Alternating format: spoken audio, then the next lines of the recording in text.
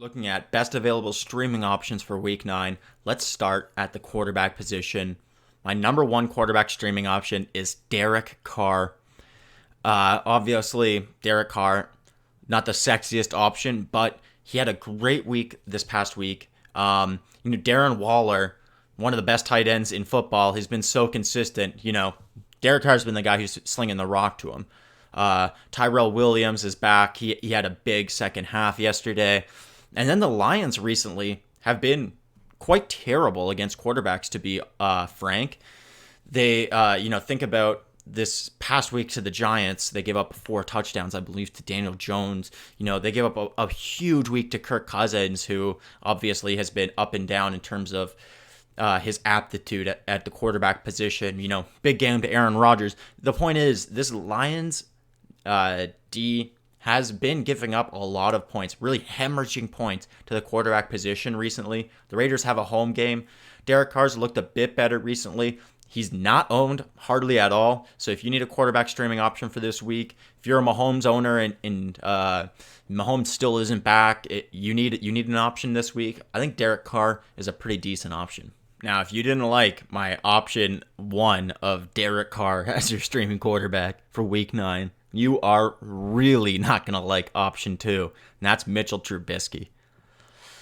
Now, I know what you're thinking. Trubisky is literally ranked the 32nd best starting quarterback in the NFL right now, which is probably accurate, to be honest. Probably accurate, as sad as that is. But this Philadelphia Eagles secondary is that exposable. Remember the upside of Mitch Trubisky last year, the one game when he had 6 touchdowns, or earlier this year where he had 3 touchdowns against, who was that? Against Washington. Obviously, Washington, terrible pass defense. So is the Eagles, right?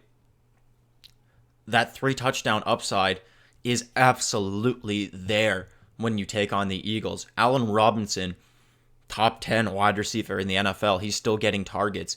They've got playmakers on that Bears offense. That Bears offense should be good. It's just the quarterback that can't get it done. But when you're taking on a secondary as bad as the Eagles, and you have the past history of Trubisky having competent fantasy performances, I just think that this could be the intersection point where you could actually play Mitchell Trubisky in fantasy football in 2019 and actually get some good production and actually feel good about it. This is your chance.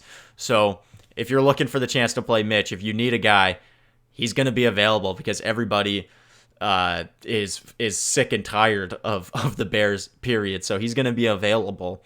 So do you have the courage to play him? If I needed a quarterback this week, I would. Now the bane of everybody's fantasy football existence in 2019, streaming tight end options. If you don't have one of the best tight ends, even if you have one of the best tight ends like Zach Ertz, you're disappointed. Even Travis Kelce, he had a big week this last week, but he's been disappointing, throughout the season. Yeah, if you had Darren Waller, you're happy. Sure, there's very few guys at tight end that are actually making people happy regularly. And one of the reasons why Zach Ertz isn't, and Zach Ertz owners aren't very happy very often is because of Dallas Goedert, who's my number 1 tight end streaming option. You have to just face the facts that teams key in on Zach Ertz big time. The targets are still there for Ertz mostly, but teams play, Ertz is the number 1 passing threat on that offense. So teams' defenses really key in on him. And the main beneficiary of that is Dallas Goedert. We're seeing him get the red zone targets while teams are nervous to stop Zach Ertz and Alshon Jeffrey from being able to get receiving touchdowns. Dallas Goedert's just going untouched, uncovered in the end zone. Goddard's a real talent, and he's got consistent touchdown upside. The Bears, I know you think that they've got a good defense. Their defense is it's still good, obviously, but it's on the down slope, and they give up the 11th most points per game to tight ends. Tight end is probably the most exposable position group against that Bears defense. So I like Dallas Goedert this week. He's got that touchdown upside. He's a highly skilled player. That's my number 1 tight end choice. My second choice for tight ends is Jonnu Smith. The only reason why he's not my first is because I'm not sure the exact extent of Delaney Walker's injury currently. I haven't seen an exact report or timetable for his return.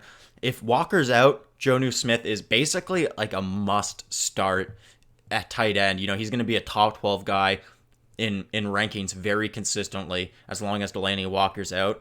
So the nice thing about Jonnu Smith is you can pick up a guy who's a guy that you can, at least right now, the way that we're forecasting it, he's a guy that you can reliably start until Walker returns. So having that kind of stability is really nice. So Jonnu Smith is another guy who's really worth targeting at the tight end position. Now let's look at streaming DSTs, and then let's get the hell out of here. My number one DST for this week's streaming is the Dallas Cowboys. Now, the Cowboys are a bit of an obvious one, and they're a team that generally this season has been over 50% owned. So I stay away from anybody that's over 50% owned in any of these type of waiver wire segments. But because Dallas was just on bye this past week, they're not very highly owned. So you have a decent chance to be able to go out Dallas and get Dallas, who is playing the New York Giants. Dallas should be a top 5 defense this week, which is huge value to get off of the waiver wire, right? The Cowboys are the 11th ranked defense so far this season, and they're taking on the 3rd worst offense in terms of fantasy production against them in the New York Giants. So there's a lot of points to be had in this game. The Cowboys in their most recent game just put up 16 fantasy points against the Philadelphia Eagles, which are obviously a much, much better team than the New York Giants. So there should be a lot of points to be had for the Dallas Cowboys this weekend.